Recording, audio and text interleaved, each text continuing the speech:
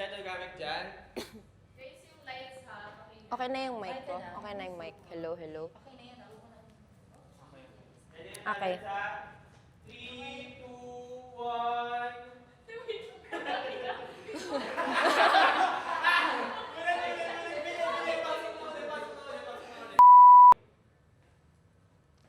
Ayos na ba? Ayos na, Mike? Okay, okay. Sige. Guys, ingat sa lights ha. Okay ka na ha. Yes. Ready na tayo sa... Sige, sige. Ready guys? 3, 2, 1, action! Welcome sa podcast na walang title. Pero maraming talak. Ito ang Untitled Untitled Podcast! Podcast!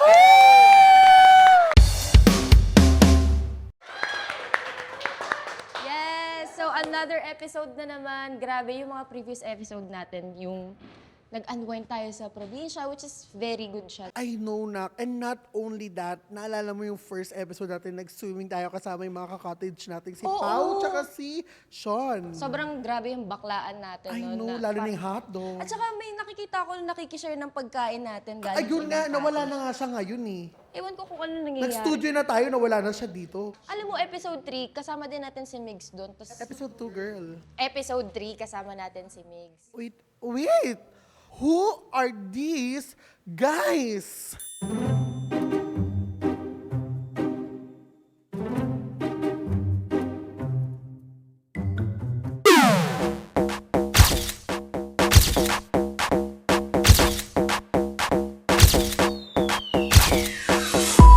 Oh, grabe. ba to? Yeah. Bakit apat tayong parang magkakamuka? I know. Can you guys introduce yourselves? Ikaw muna, may headset sa leeg. Yeah. Hi, my name is Aaron and I'm from LSC 01. Coms ka ba, Comes kuya? ba to? Oo. Kasi LSC eh. Coms. C. So, ibig sabihin, sophomore na siya. Ikaw naman. I'm Jillian from LFC 02. Coms din. So, lahat tayo dito, Yes, Coms. I Ikaw, know. Ate Frosh ka. Okay. Actually, speaking of Frosh, meron ka na ba mga, meron ka na ba mga experiences in terms of like production or anything related to comms? Oo, kasi dun mag-start din yung mga... Yes. Actually, nag-broadcasting na kami.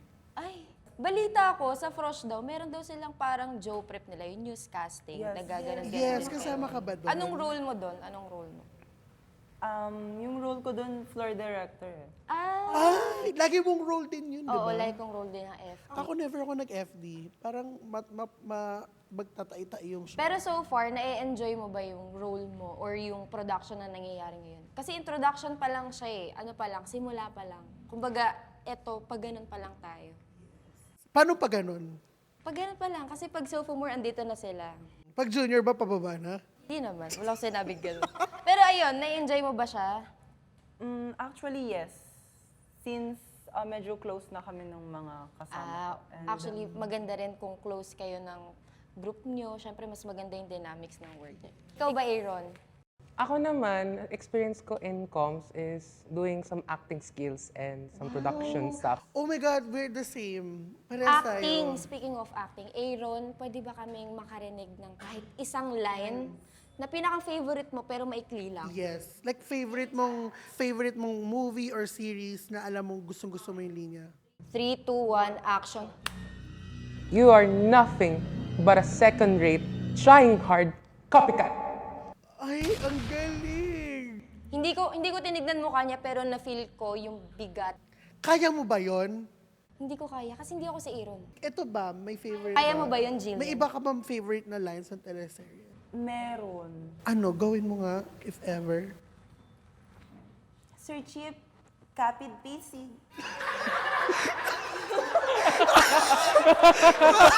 Gusto mo yun? Kapit busy. I love that. Alam mo, pag mga comms talaga, Sobrang witty. dapat wala tayong hiya. Ay, ah. Kasi ibebenta natin dito lahat for creative. Yung kapal ng idea. mukha din Oo. talaga.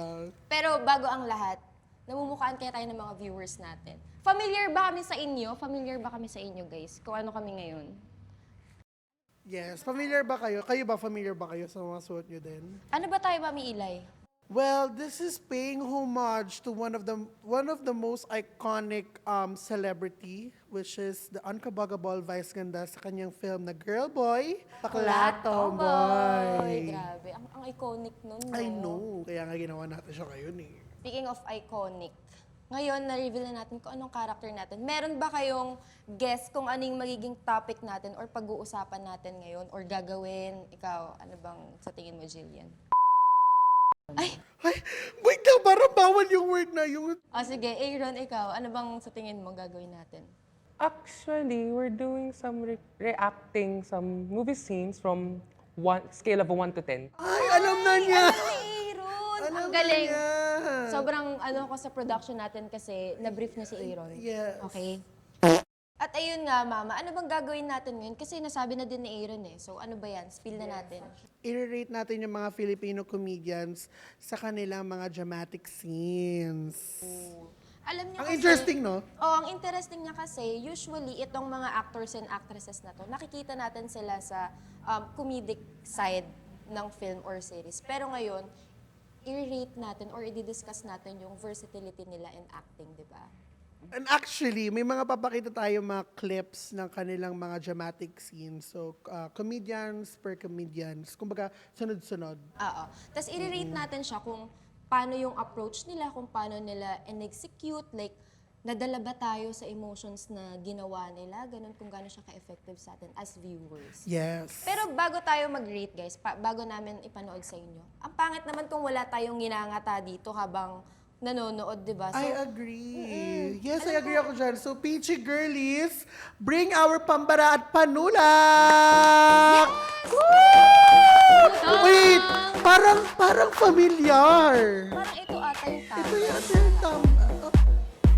Oh my gosh, ano soft drinks? This is soft drinks, tapos meron tayong Okay, sige, chichirya. wait lang. Bubuksan ko lang to ng parang... Alam nyo, popcorn, di ba ito yung kinakain natin pag nanonood tayo sa sinihan? Yeah. Very, ano siya, di ba?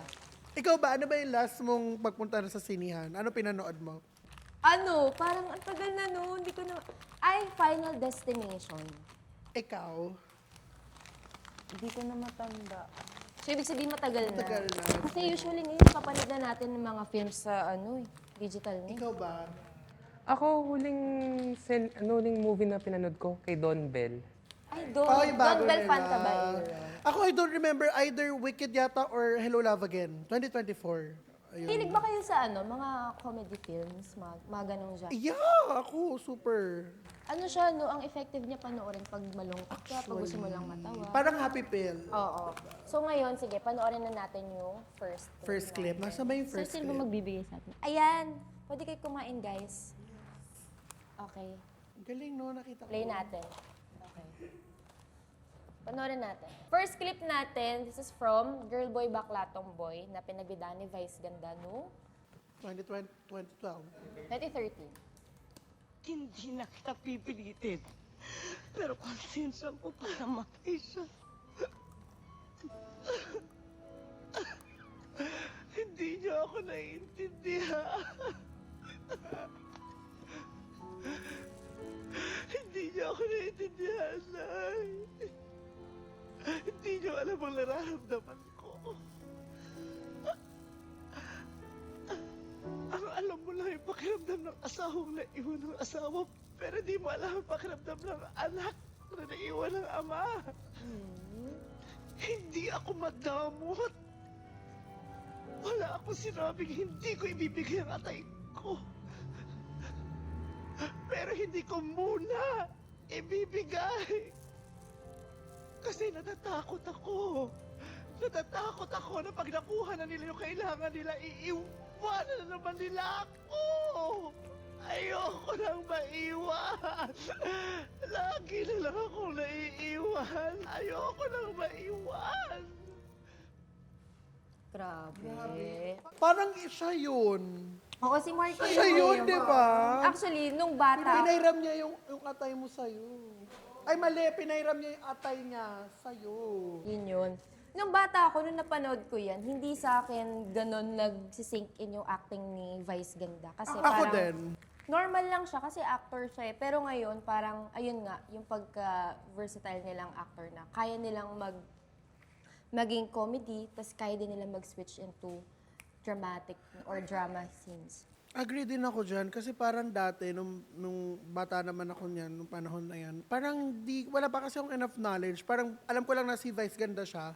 Pero kumbaga, since hindi naman ako sanay na parang nagdadrama siya, di ba, once you know the celebrity ng ano, yun na yun para sa'yo dati ng bata ka. Parang ako dati, hindi ko masyado na-appreciate yung, what do you call this, yung acting skills niya doon. But when natumanda na tayo, and especially nag-aaral tayo sa comms, which is na, lagi naman nating napag-aaralan yun, doon na natin na-appreciate talaga yung mga ganong sort of versatility. Ikaw ba, Aaron, anong comment mo kay Vice sa kung paano niya in-execute yung acting niya dun sa Actually, I would rate him as 8/10 kasi uy, mataas yung for 8, me, he can do, instead of comedy, he can do his performance better on drama.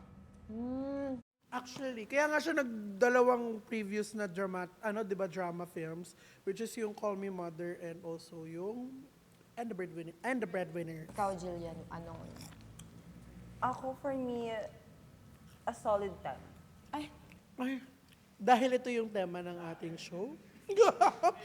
Ito ba dahil ito yung tema ng ating episode? No, kasi for me, napakita ni Vice ganda yung hinahanap natin sa isang drama film. Actually, for me nga, napakahirap ng pagiging comedian on screen. Parang ang hirap magpatawa. And then, knowing na comedian siya, and parang bihira sa kanya yung ganitong drama. Parang for me, nung una ko yung nakita, solid 10. Ano yun? Pero ngayon mo lang ba napanood? Pero ngayon mo lang ba napanood tong clip na to? Or napanood mo na before Napanood ko na before. Pero ayun nga, ang galing kasi parang pag nakilala ka na ng tao as patawa ka, ang hirap ng baguhin ng perspective nila na kaya ko rin umacting. Or ang hirap ng, kuwari, sabihin pag pinanood ka ng tao, hindi ko na siya maseryoso kasi natatawa ako sa kanya. Diba? Yes, that's why yung saying na first impression is very important. Kasi doon ka nakikilala talaga. Okay, so ako rate ko siya, explain ko naman na, rate ko siya 8 out of 10. Ako like 9 out of 10. Kasi, I mean like, gets ko din naman si Mark, which is siya din. Gets ko naman si Mark kung bakit ayaw niya nga munang ibigay yung atay. Kasi nga, baka din lumayas nga din agad sila. Kami dalawa. At saka ang hirap umiyak sa sa... Tsaka masampal ka ng Maricel Soriano. Ay, oo. Hindi nasama sa clip pero sinampal siya doon. Which is masakit. Yes, Feel- ang sakit. Pero gusto ko masampal ako ng Maricel Soriano. Ako, ayaw So, mo. Miss Maricel. Okay, sige. Pangarap ko din yun. Ay, pangarap din yun. Miss Maricel Soriano, kung napapanood mo to. Baka pangarap din ni Jillian. Ikaw, Jillian. Miss Maricel Soriano, kung napapanood mo to, pasampal si Aaron. Okay, sige, next tayo. Just getting interested. Pabayaan, Dad. So, next clip natin, Kimi Pero Dora, po, 2009. Tapos pinagbidahan siya ni Eugene Billy. mamamatay na ako. Gusto kong malaman mo, Dad, na tanging hiling ko lang ay mayakap ka bago ko mamatay. I love you, Dad.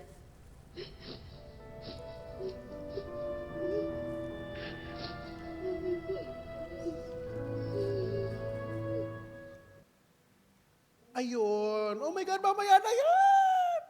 Ayun. Ang uwi ni Girlie. Sorry.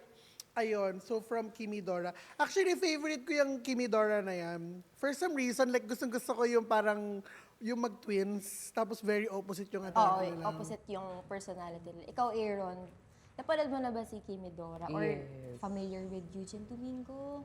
I've barely course. familiarly Eugene Domingo. Anong comments mo? She's a good actress on doing this kind of genre kasi sa ngayon, she do play in... She does? She does play ang babaeng sa Septic Tank 4, which is on Peta Theater. So she can do have comedy skills and drama skills. Kasi iba talaga ang Eugene Domingo, no? Kasi imagine, parang ang dami niyang character na iconic. Yung sa babae sa septic tank, nabanggit na ba yun?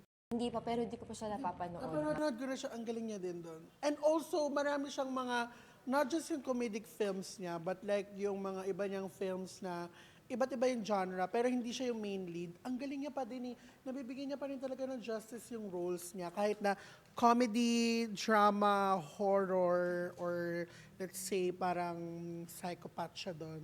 At saka itong Kimi Dora kasi, syempre ang alam ko dyan, sa una nung film natin, medyo ano siya, parang funny siya. Kasi dyan nag-start yun, Ate Kimi, si Mari, nasa emergency. Paano? Pakita mo nga doon. Okay, 3, 2, Sorry, 1, go. Ate Kimi, si Mari, nasa emergency. Doon ang galing yun, di ba? Yeah. So, parang masaswitch din yung emotions ng nanonood na biglang sa gitnang part, hala, may dramatic scene. So, parang, ewan ko, ano siya sa akin, bibigyan ko siya ng 8 din, 8 ulit. Ako naman, 9.5. Kasi alam mo kung bakit. Honestly, sobrang convincing ni Eugene Domingo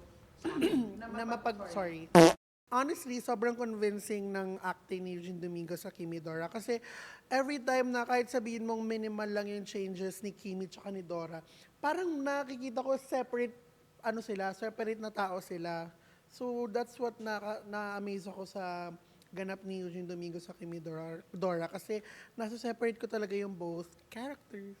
Ay, ikaw, Jillian, anong napansin mo sa clip natin na Kimi Dora? Sa Kimi Dora, siguro I rated like a 4. Bakit, girl? Nagka-stiff like, Ayan na, nalalaglag ng mga wig. Alam niyo sa comms, lagi kaming hands-on dito. So, guys, hindi namin to ikakat. Napakita namin sa inyo kung paano namin kinakabit. Wardrobe. Ikaw, Jillian, anong masasay mo sa ating Kimi Dora by Eugene Domingo? for me, 4. Ang baba! Bakit sobrang baba? Pumiyok tuloy ako. Kasi when I was like 10 years old, talagang nagka-stiff ako kakatingin sa kanya. Kasi lagi siya Ang hirap niyang nakaganon. sundan, yes, yung face niya. So nakaganon din ako manood para talaga madama ko yung emotion. Sobrang laro. Ikaw. Ako naman Ikaw pala. sa acting ni Eugene Domingo, I would suggest na 6 out of 10. Kasi Bakit 6 out of 10? hindi ko na-feel yung drama niya, but she can do comedy and horror. So parang sa tingin mo nakulangan ka pa dun sa scene niya na dramatic. Yes. Well, iba-iba naman tayo ng opinion. Paano ba dapat siya i-deliver, Aaron? Tapos ang line mo parang, Ate Kimi, ano ba? gusto ko lang naman kayo makasama, ate, kuya. Okay. Ito. Okay, paano ba dapat yung right delivery ng mabigat na scene na yun? Tapos ang line mo ayun. Pero titingin ka doon titingin ka doon. Okay, 3, 2, 1, action. Gusto ko lang makasama kayo. Mama, Papa, Kuya, Ate.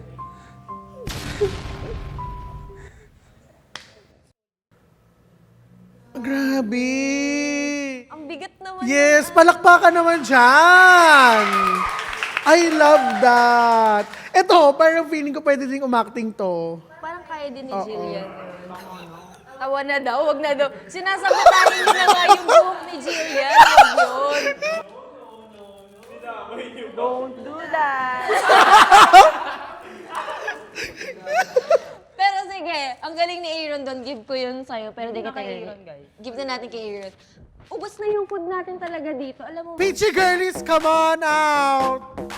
Ay, meron tayo dito ano. Mahilig ba kayo sa junk food, guys? Okay lang. Ang favorite ko sa Piatos yung sour cream. Sour cream! Guys, palitan nito ng sour cream. I-try mo na to, yung spicy cheese. Okay, sige. Ngayon, meron na tayong piatos. Meron tayong kinakain. Jump na tayo sa ating third clip. Okay. So, yung third clip natin, guys, is from... Ano yung third clip, Dai? Third clip natin, guys, ay from Tanging Ina by Ay de las Alas.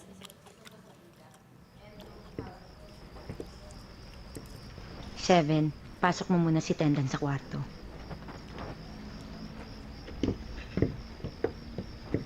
Bakit 3? May magagawa ka ba kung sabihin ko sa yung totoo? May magagawa ba kayong lahat kapag sinabi ko sa inyo yung totoo? Alam ko, marami akong obligasyon. Pero maniwala kayo sa hindi. Pinipilit kong gawin yung obligasyon nyo sa inyo bilang isang magulang. Kahit nag-iisa lang ako, sana iniisip mo yon. At marami kami. Ganun ba? Inisip niyo rin ba na hindi naman namin desisyon na mag-asawa kayo ng 3 beses at mag-anak kayo ng 12? Oo, Juan. Ako yon. Pero nung namatay ang tatay mo, hindi ko alam kung paano ko kayo bubuhaying magkakapatid. At kung paano ko ibibigay ang buhay na nakasanayan na ninyo. Kaya ako nag-asawa ulit. At lalo kaming dumami. At naghirap. Hindi ko kayo masasagot dyan. Basta ang alam ko lang, lahat ng desisyong ginagawa ko ay para sa inyo mga anak ko. Walang inang gustong maghirap ang kanyang mga anak. Walang inang naghangad ng di mabuting buhay para sa kanyang mga anak kahit sa anong paraan. At walang inang hindi gustong mayakap o makapiling ang mga sanggol na inuluwal niya sa mundo. At walang inang hindi napapagod. Napapagod ako. Pero kinakaya ko. Hindi dahil obligasyon ko yun. Kundi dahil mahal ko kayo. Kaya sana, sa bawat sigarilyo. Yan. Actually, natahimik ako doon. Etong tanging ina na to, recently ko lang siya napanood. What? Legit siya. Napanood ko. Ang OA naman. So, parang bawal panoorin. Girl, that's so iconic. Ba't ngayon lang? Hindi, napanood ko na siya before. Pero syempre, bata pa ako. So, di ko pa na-appreciate na, di ba? Pero ngayon, kasi, ang ganda ng storyline niya. Tapos, iba din yung acting ni Ai talaga, no? Sobrang iconic din ng mga roles na... Kaya nga nanalo siyang Best Actress dyan eh. Tapos nadagdagan pa ng mga part 2, part 3. Tapos, ano siya, sobrang effective niya. Parang ano, paano ba? Naramdaman ko yung lungkot niya kasi nanay siya dyan, di ba? Tapos marami siyang anak. Tapos, si Ai kasi mother figure din. Mother figure talaga siya pag titignan mo eh. So, nafe-feel mo yung expression niya sa mukha, kung paano niya iniyak, kung paano gumagan-ganon yung kilay niya kasi parang nafe-frustrate na siya sa mga anak niya, di ba? So, I'll give it 10 out of 10.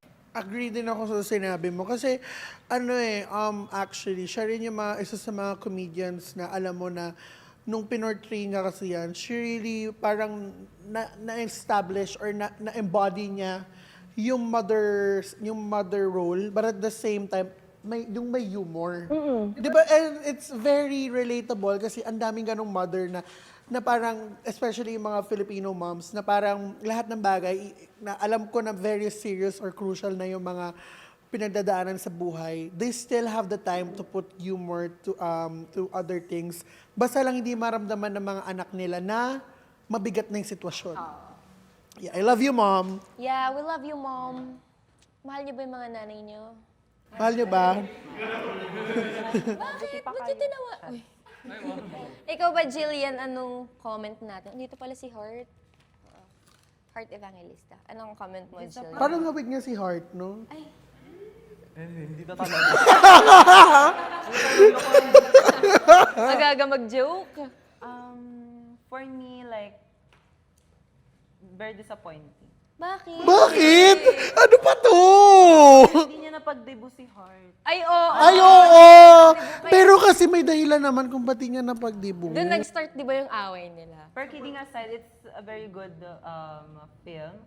And pinaka nagustuhan ko talaga doon is na-portray ni Ai yung mother figure talaga. Super mom. And it's very relatable since, syempre, yung grandmother ko is parang marami rin siya naging anak. And hindi naman natin masisisi sila.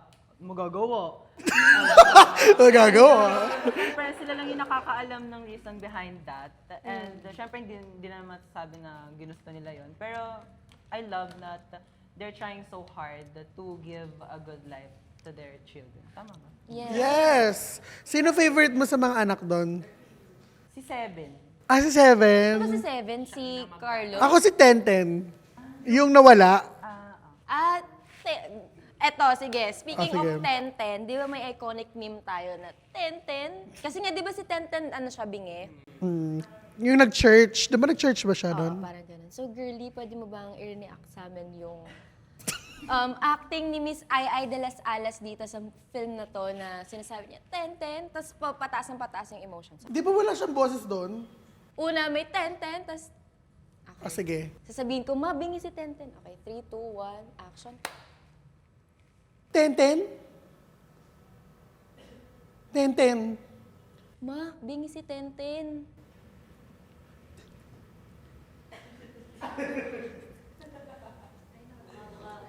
Mukha.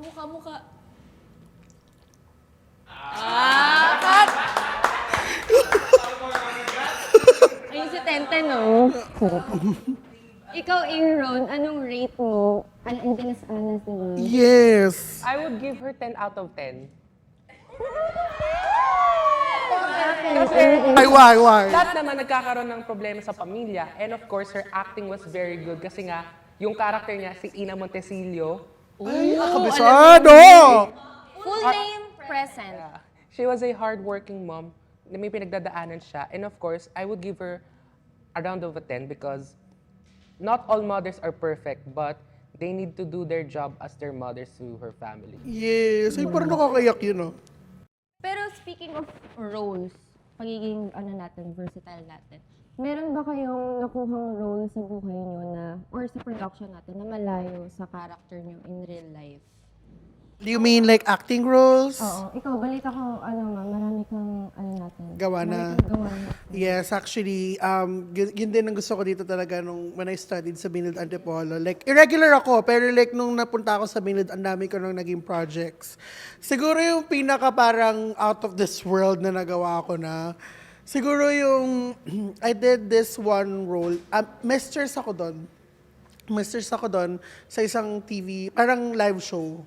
And at that time, sobrang sobrang bigat niya sa akin kasi nadala ko siya for one week.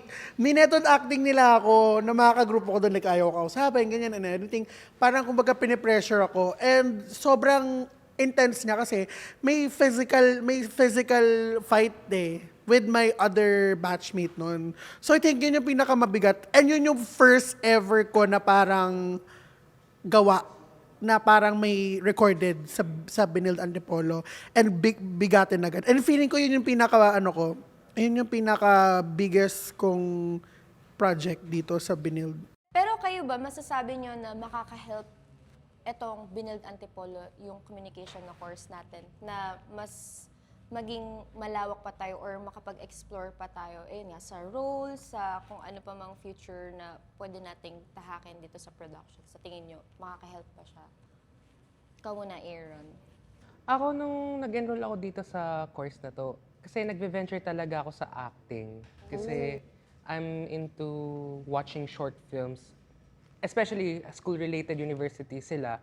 Kasi nararamdaman ko, pwede pala gawin to. Kasi for all of us comms, we should need to do that particular project, especially papalabas siya sa public exhibition like sa RPA, ganon, para ma-impress yung mga audiences. Pero ikaw, Aaron, masasabi mo bang nag-i-improve yung acting skills mo from Frosh to ngayong sophomore ka na? Knowing na marami ka nang napagdaan ng prod, masasabi mo ba na nag-i-improve ka? Yes, but sometimes meron tawag dito na out of balance ako, na out of focus ako. Yes. Meron ka bang meron ka bang specific role na parang you consider your big break? Kasi ako yung kino-consider ko yung mistress ako, which is, the show is called Sigawan ni Hapunan. Yun yung pinaka-big break ko. Actually, ang pinaka-big break ko, which is yung kapatid ako dun sa music video, What music video is that? Toyang. Toyang! ito yung gawa nung sophomore from their subject Multis na ipapalabas din sa Robinson. Kayo yon na batch nung... Yes! Okay. Tickets na. Ikaw ba, Naomi? Do you have a wala big... pa naman ako. Hindi kasi ako kumukuha Or ng- memorable, anything na memorable na acting, ha? Never akong nag-take ng acting na role. Kasi yung sa live show naman, very comfortable naman ako doon. Pero si Jillian kasi, since nabanggit niya sa atin kanina na into hosting siya and FD, kung kunwari sa mga future production nyo, ano yung gusto mong i-aim na character mo as a main cast man or pag napunta ka sa on-screen ka na? Oh yeah, I love that Kunwari, question. Ano ka, gusto mo bida ka na parang medyo baliw-baliw or bida ka ba na Horror, oo. ano yung... Siguro sa, Siguro isa-isa tayo doon sa question na yun kasi I bukod love sa ayaw that. ko na maging Mark ulit. Oh. Gusto ko maging like, ano ba to?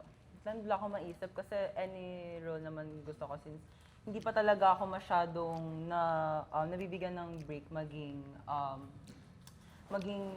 actress or humarap talaga sa screen. So, Ayun. anything naman. Pero gets naman yung kay Jillian kasi frosh pa lang naman siya. So, pag nag-sophomore na siya, syempre doon niya din may explore kung ano pa yung mga roles na mag-work sa kanya at yung hindi. Kasi ganun din naman tayo nung nag-start tayo dito sa Binyag Antipolo. Actually, nung frosh ako, sabi ko, parang ayoko mag-production kasi hindi ko naman siya hindi ko nakikita yung sarili ko na nandun sa role na yun. So, nung nakaranas ako, tas hanggang sa mag-sophomore, parang doon ko na din, Minahal. kumbaga na ano ko na, okay. Pero ikaw, knowing you na you're not that into para mag-talent, in case na magta-talent ka, meron ka bang gusto na gawin? Like, kunyari parang ano lang, dropping lang na gusto mong gawin. Gusto ko i-challenge sa sarili ko mag-take ng ng role na parang psychological yung genre. Gusto mo parang ano ka, like yung baliw na parang parang nakaka-villain. Ikaw ba? Ikaw, Ang ganda Aaron. nun. Oo, di ba? Ako naman, I would like to have another role is kontrabida. Ay! Very Gladys Reyes. Gladys, gusto mo ba, Aaron, pag kontrabida ka, mananampal ka or mata-mata acting lang? I can do both, pero mas... Pwede mo ba kami pakitaan ng mata-mataan acting bago ako Yung itanong ng mata-mata dream role? acting, Oo. mata-mata acting, pero yung emotions mo, Yes. gigil na gigil ka. Kunwari, titignan mo sila dito. Ayan. Kunyari, yun yung kaaway mo, yung nakasalamin. Go. Dito na lang yung cam natin. Ayan, Tapos yung tingin mo, yung emotions mo, naiinis ka, gusto mo na siyang jombagin, pero wala kang magawa. So, tititigil. Kunwari, ang nangyari is ninakaw yung pera mo. Tapos Okay. na-confront mo, tapos nagsisinungaling pa. Okay. 3, 2, 1, action. Mata-mata acting. Sige. Nagagalit ako sa'yo. Sige. Sige. Ay, tumuturo. Sige. Okay. Cut! I love that! Ang ganda nun! Dahil napapatagal tayo, i-rate natin tong next na natin. Ang pang-fourth natin, guys, ay from Maalaala Mo Kaya na pinamagatang laruan. Noong Noong 2008. 2008. Tapos, ang bida dito is si Pokwang. Pokwang. Oh my God, Pokwang.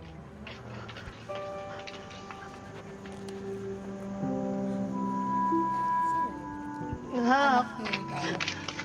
Nak. Halika na, uwi na tayo.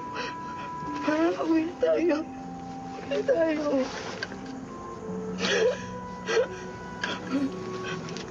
Ayun, nak.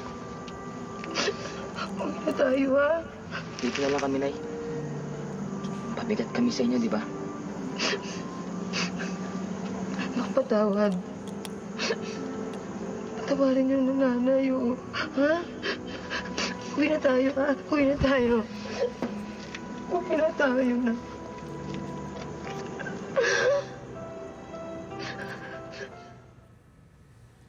Ay, girl!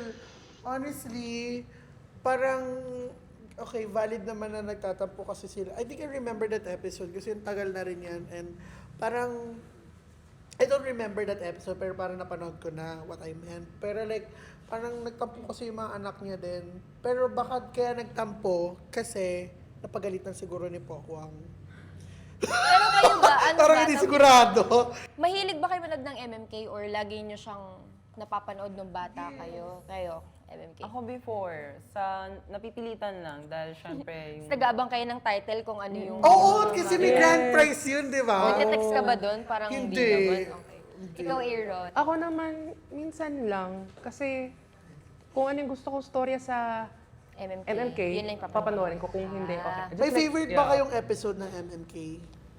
Ano yun, Aaron? Yung two-part special ng na Magwad Siblings. Ano yun? Magwad Siblings. Mag-one sibling. Sino bida dito? Si na Miguel Vergara, Criza Taa, and then yung Killers. Oh, yung pag-comeback ng MMK.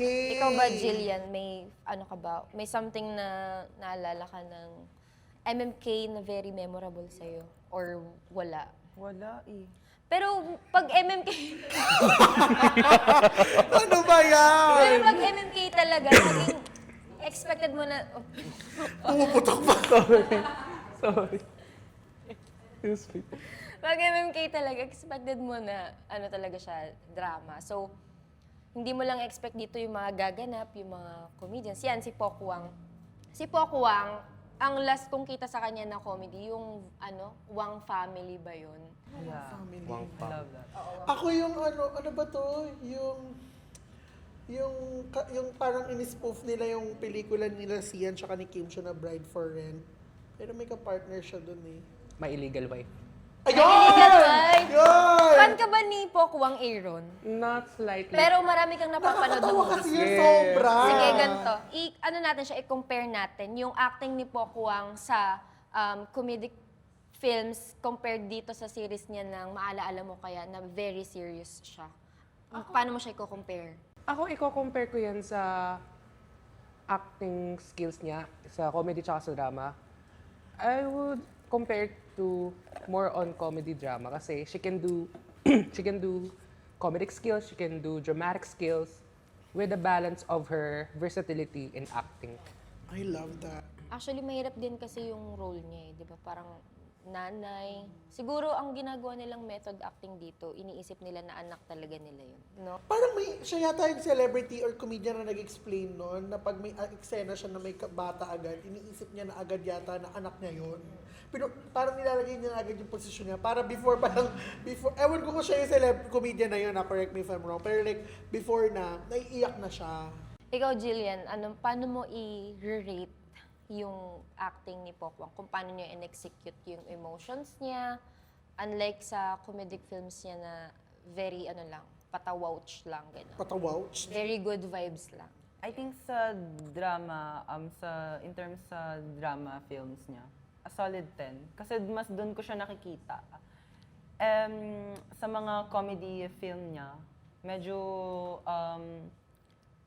hindi ko siya na-feel. Like, yung face niya talaga more on dramatic. Siguro, Dramatic scenes talaga. siguro kaya hindi mo na nafe-feel kasi you already got used to na comedian siya.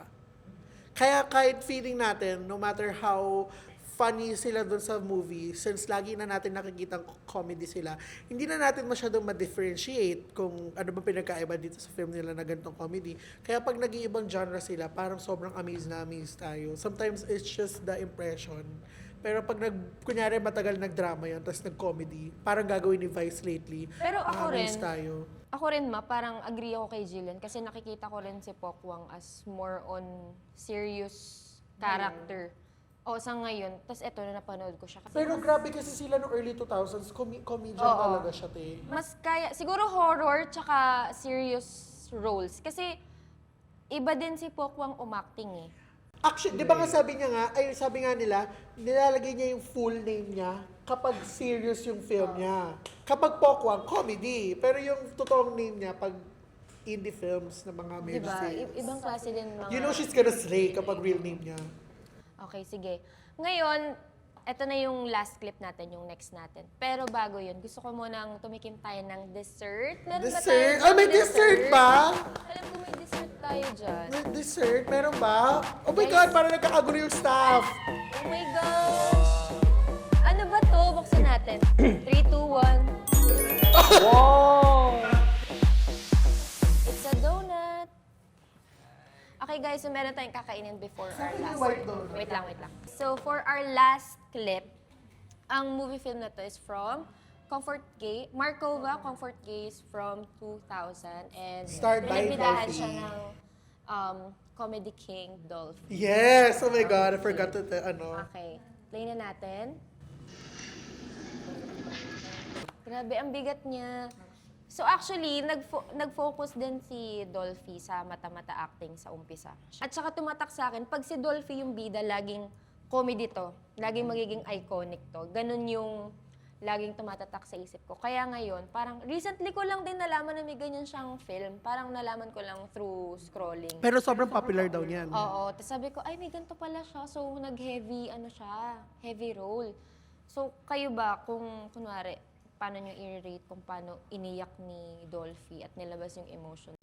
Ako yan ang 10 out of 10 ko. Kasi, kasi iba talaga yung Markova na film na yan. Kasi at that time, whenever people would talk about parang LGBT films dati, parang laging controversial.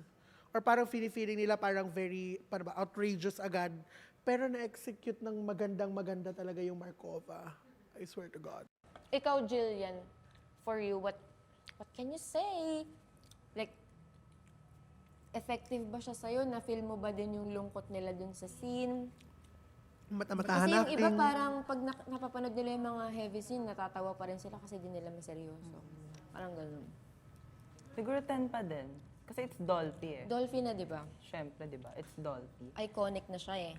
And mahirap yung ganong klaseng scene. As katulad ng mga sinabi nyo. And kahit ako, parang ina-experiment ko rin yun sa mirror. Parang ginagawa ba natin yan sa mirror? Pwede mo mapakita yung mata-matahan acting mo? Parang ko na hindi na Hindi, ganito. Tayong apat magmata-mata acting tayo dun. Okay. Hindi ko pa seryoso. So guys, so far sa lahat ng clips na napanood natin, ano yung mga takeaways natin as a comm student here in Benilde Antipolo? Syempre, lahat naman na tayo dito, nakakaranas na tayo ng production, mapa small progress man yun or malaking productions na rin. And syempre, ano din yung maa-advise nyo sa mga future comms na mga ano natin, mga kasama pa natin. Starting with you, Aaron. Ako naman, ang takeaways ko sa future comms in Benilde, huwag kayong mawala ng pag-asa. Kung mangarap lang kayo, just do it. And of course, ang pinaka-highlight ng key takeaways ko is to be more compelling sa pagpapakatotoo, and then kailangan natin kapalan yung mukha natin in times of doing this project para sa lahat po. Yes. Sa madaling salita, authenticity is the key and kapal ng mukha is the key. Yes, that's right. Ikaw, Jillian. So, si Jillian, guys, yung Frosh na kasama natin for today. So, sana Yes! Palakpak naman dyan, guys! Woo!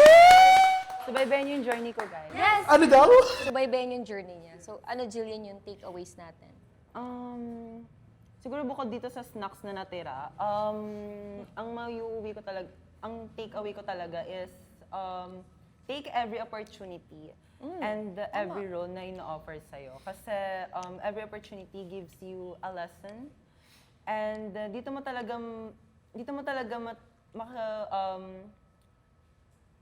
ayun, nakatulog. Yes, doon mo makikita talaga yung sarili mo kung bagay ka ba dito, para dito ka ba, and kung ano ba yung capacity mo. And yun nga, katulad ng mga sinabi nila ate, is mag-explore ka lang. Kasi doon mo makikita talaga yung real self mo.